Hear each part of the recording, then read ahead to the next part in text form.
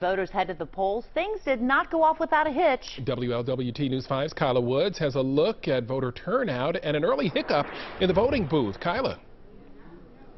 Hey, Mark and Lisa. Well, voter turnout has been steady and busy. That's what the Hamilton County Board of Elections told us. We've just spoken to them, and they don't have the updated numbers right now, but similar to like what we're seeing here at the Evanston Rec Center, we've seen pretty consistent flow of people coming in. So voter turnout this year was expected to be low, so it may be better than originally expected. A September Gallup poll found that 44% of Republicans were extremely motivated to vote in midterm elections compared to 25% of Democrats. Across the board, Americans vote in lower numbers in midterm elections than they do in presidential races.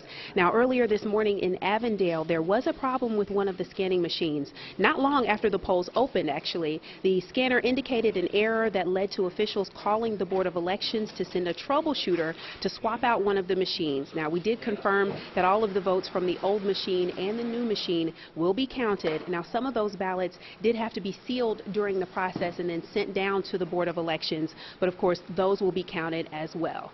In Evanston, I'm Kyla Woods, WLWT News 5. Kyla, thank you. That wasn't the only issue that we've seen around the tri-state. The polls opened as planned after an overnight controversy. WLWT News 5's Christy Davis has a late-night protest that had election officials scrambling in Anderson.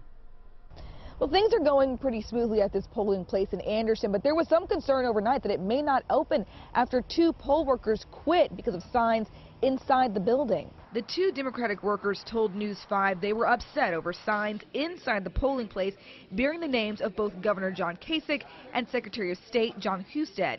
The signs are informational posters from the state about voting. However, both men are up for re-election. The Hamilton County Elections Board was previously split along party lines about the signs.